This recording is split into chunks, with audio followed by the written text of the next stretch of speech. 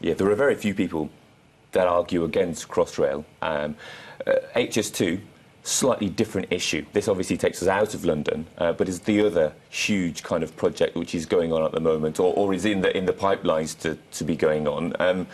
Why do you feel like this is kind of got more negative spin against it? Well, I've been opposed to this HS2 right from the minute it was announced 6 or 7 years ago. And the reason that I feel that it's the wrong project in the wrong place with the wrong sort of design for the railway, and will do enormous damage to some parts of central London, notably Camden. Let me explain a little bit of that.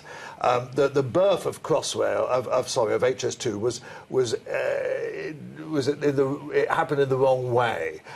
It was added as a sop to the fact that the Labour government announced the third runway. Heathrow, that it wanted the third runway. Heathrow said, oh, we must do something for the railways as well, so we'll announce a scheme for a high-speed line.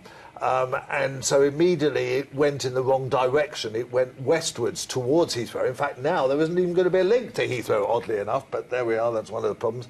And then it goes north through the Chilterns, when the best route would have been through the M1 corridor. But it's also designed in a very odd way. Designed as a 400-kilometre-an-hour railway. No railway in the world operates at 400 kilometres an hour, which is 250 miles an hour at the moment. The fastest is probably one of the French TGV lines, which operates at 320 kilometres an hour.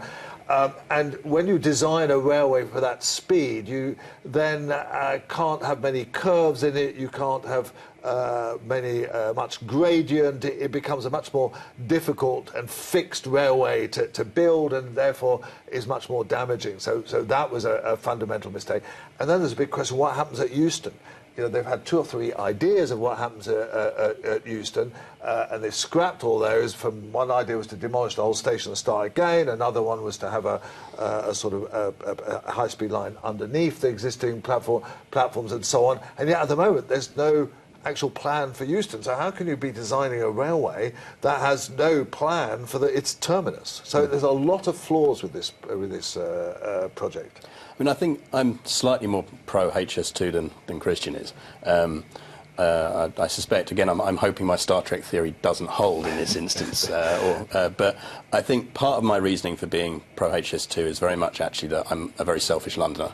And actually one of the things that makes the case for Crossrail 2 much, much stronger is if you've got HS2 going into Euston.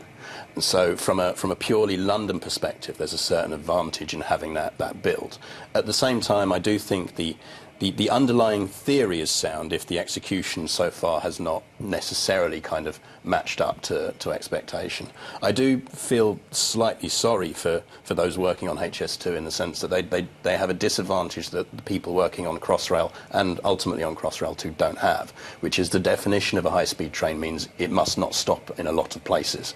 And one thing that when you're building a line like Crossrail or anything else, if you go to a town meeting or a borough meeting where someone from Crossrail is talking, they get the questions they're asked are, when is it going to open? When is this new station near me going to open?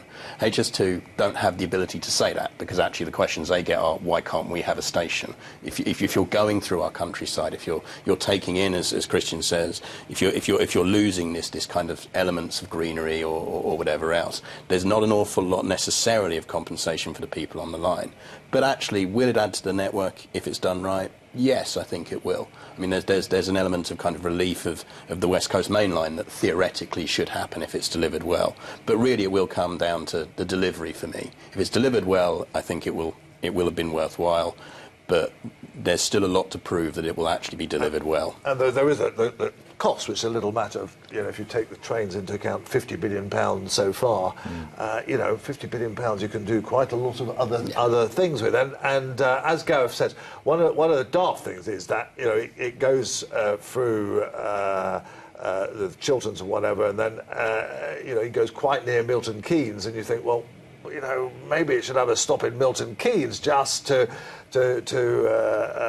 you know, be a regenerative thing there, but they've decided that it has to go fast because that's the way that the project benefits are calculated. They're calculated through time savings, and so if you slowed it down and had a station in Milton Keynes, it wouldn't work. So very oddly, you've got two stations in London. There's a station at Euston and a station at Old Oak Common, and then you travel 90 or 100 miles or so, and then you've got two stations in Birmingham, one near Birmingham International Airport and one in the centre of Birmingham. That's a very strange way to design a railway, and it shows it really was done on the hoof. I would like them to rethink the whole idea, build a much more integrated high-speed line that melded in with the existing rail network, rather than kind of slapping on this high-speed line, which is separate, divorced from much of the existing network, and is bound to cost quite a lot to travel on as well, and so therefore will be of limited use. Well, on that note, we will have to take a short break, but when we come back, we will pick up on the cost to individuals and the cost of passengers, which will be something which I think a lot of people will be concerned about in the future with the rise in prices and fares. Time for a short break. Stay with us, though. Plenty more to come on today's debate show. Just before the break, we were discussing the HS2 project. Let's just see what people have been saying about that so far. Here we go, the first one. This has come from Gordon Findlay. If HS2's £50 billion was spent on regional and commuter infrastructure instead, wouldn't it be better value for commuters and taxpayers? Christian, what would you make of that? If that money was spent on those regional commuter services instead, would it be better value? I think it's dead right, actually. I mean, some of it might be spent on London commuter routes, and some of it might be spent on improving the capacity on, say, the West Coast Main Line, and some of it would be spent up north, actually, where they've had a pretty raw deal in terms of transport investment. Cities like Leeds and Manchester and Birmingham all have commuter networks which desperately need some spending on it. And I think in terms of bang for bucks and in terms of the environmental case, I think that's a no-brainer. I think Gordon Findlay is dead right on that. Gareth Edwards? I think there's an element of truth to it. I think you could quite easily pick out projects and say, yes, this one would be better spent on that, this one would be better spent on that. As Christian rightly says, the North has had a very short deal in kind of, certainly in the last 10, 15, 20 years in terms of transport investment in public transport. And that's bad for London, because what it actually breeds is this impression that all the spending is happening on London, and that means that on a national level you get this kind of resistance to spending more on London.